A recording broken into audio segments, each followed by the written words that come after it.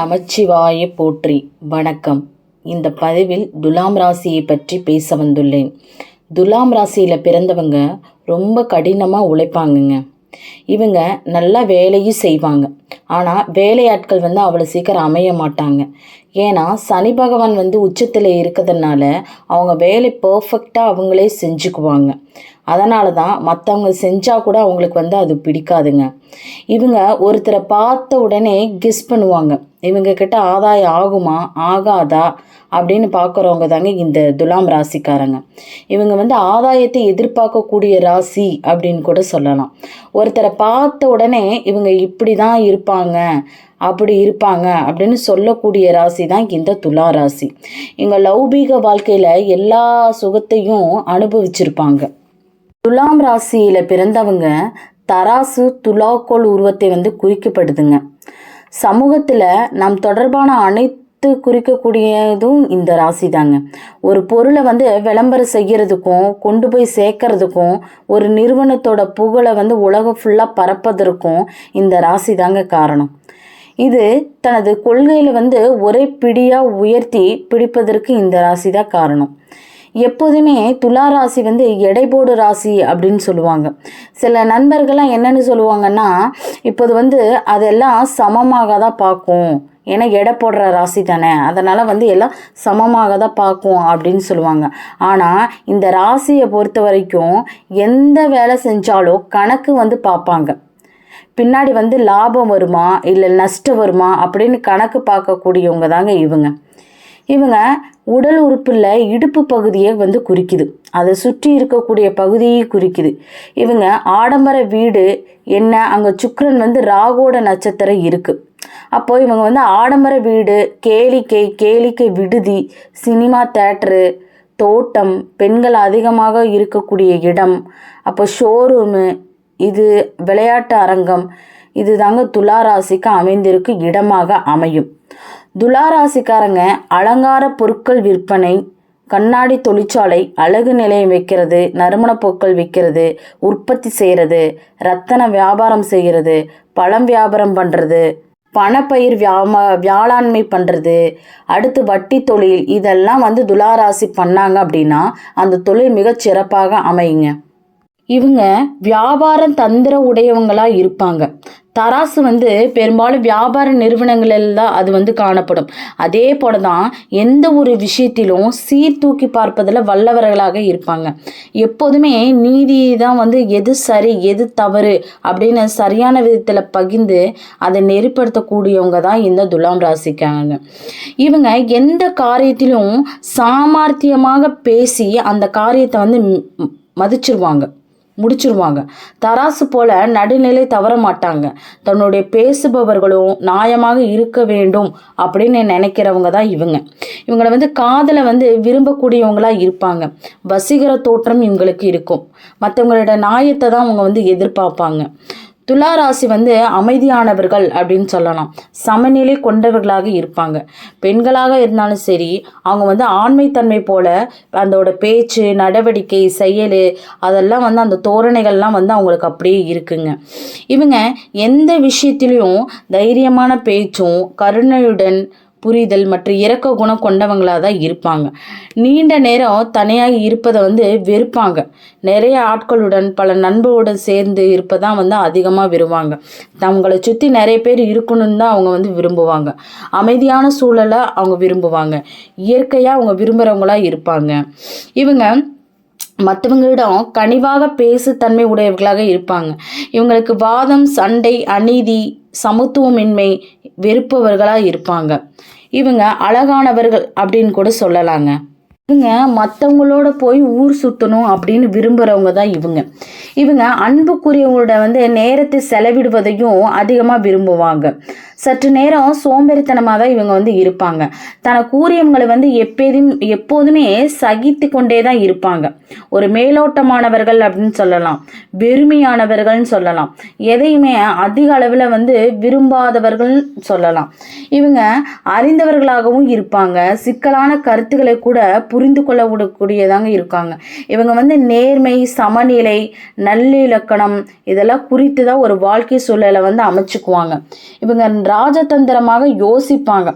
அநீதின்னு எதாவது வந்தால் அதுக்கு போராடுவதில் பின்வாங்கவே மாட்டாங்க. அநீதிக்கு எதிராக குரல் கொடுக்குறவங்கள தான் இருப்பாங்க இந்த துலாம் ராசிக்காரங்க. இந்த துலாம் ராசி மேற்கு திசையை குறிக்கிறதுனால இவங்களோட இருப்பிடமாகட்டும், வீடாகட்டும், அல்லது தொழில் ஸ்தாபனமாகட்டும் எல்லாமே மேற்கு திசையில் அமைஞ்சா இவங்களுக்கு மிகவும் சிறப்பானதாக இருக்குங்க. இவங்க வியாபாரம் செய்வதில் அதிகம் நாட்டமுடையவர்களாக இருப்பாங்க.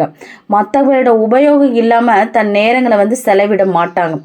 எந்த விஷயத்துலையுமே தொழில் நோக்கமாக இருக்கட்டும், வியாபார நோக்கமாக இருக்கட்டும், அதோட லாப நோக்கத்தோடு தான் அவங்க பார்த்துக்கிட்டே இருப்பாங்க. இவங்க தங்கம் முதல் மண் வரை உள்ள பொருட்கள் மீது அதிக ஆசைப்படுவாங்க. இந்த துலாம் ராசிக்காரங்க கபம் சம்பந்தமான நோய்கள் ஏற்படக்கூடிய சூழல் இருக்குங்க.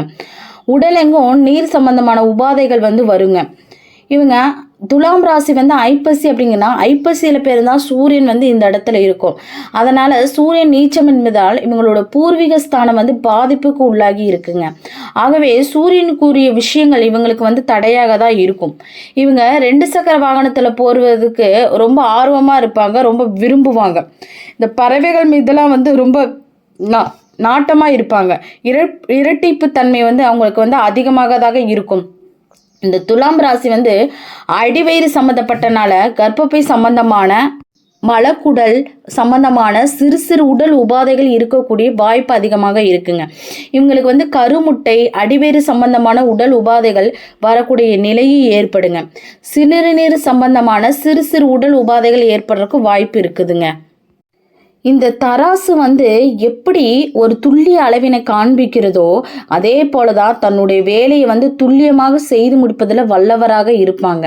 இவங்களுக்கு அது கணவனாக மனைவியாக இருந்தாலும் சரி, நட்பு ரீதியாக இருந்தாலும் சரி, தராசு எப்படி சிறிதான பொருள் வைத்தாலும் சமமான ஒரு நிலையை நிற்கின்றதோ அதே போல தான் உடன் இருப்பவங்களையும் சமாதான பேசுவதில் அவருக்கு இணையாக இறங்கி ஆலோசனை சொல்வதில் வல்லவராக இருப்பாங்க. தராசுக்கு எப்பயுமே ஓய்வு என்பது கிடையவே கிடையாதுங்க. எந்த நேரத்தில் உபயோகிச்சா கூட தன்னோட பணியை சரியான முறையில் காட்டுமா. அதே போல தான் இந்த துளாராசி அன்பர்களும் நேர கால தவறாமல் தன்னுடைய பணியை எந்த நேரத்தில் செய்து முடிக்கணும் அப்படிங்கிற ஆற்றல் கொண்டவர்களாங்க இருப்பாங்க. இந்த தராசு எப்படி மற்றவங்களோட பார்வைக்கு முன்பாக வைத்து உழைக்கின்றதோ அதே போல தான் இந்த துலாம் ராசி அன்பர்களும் மக்கள் மத்தியில் ஒரு நல்ல நிலையில் இருக்கக்கூடிய அன்பராக தான் இவங்க இருப்பாங்க. இந்த துலாம் ராசியில் பிறந்தவங்க செல்வாக்கு பெற்றவங்களாக இருப்பாங்க. நண்பர்களை ஆதரிக்கிறவங்களாகவும் இருப்பாங்க. நளினமான மற்றும் சுகமான வாழ்க்கையை தான் வாழக்கூடியவங்களும் இருப்பாங்க. இவங்க பூமி, நிலம், வீடு போன்ற சொத்துக்களையும் வண்டி வாகனங்களையும் பெற்றிருப்பாங்க. இவங்க குடும்பத்தில் அதிகமான நபர்கள் தான் இருப்பாங்க. இவங்களுக்கு செல்வாக்கு, அதிகாரம், உயர் பதவி இதெல்லாம் நட்பை பெற்றிருப்பாங்க. உறவினர்கள் குடும்பத்தில் ஆதரவுடன் தான் இருப்பாங்க. இருதார மன வாழ்க்கையை அமையலாங்க, ஒரு சில பேருக்கு அமையலாம். பேச்சில் ஆணித்தரமாகவும் வியாபார நோக்குகள் கொண்ட பேச்சாகவும் தான் இவங்க பேசுவாங்க. எந்த ஒரு செயலுமே செய்யாட்டினா கூட வியாபாரம் பேசி தான் அந்த வேலையை முடிப்பாங்க. அதிகமாக மற்றவங்களோட நெருங்கி பழகவும் மாட்டாங்க. தங்கள் குடும்பத்தை விட்டு மற்றவங்களோட விவகாரங்களில் தடையிடவும் மாட்டாங்க. ஆடை அலங்கார பிரியல் கூட சொல்லலாம்.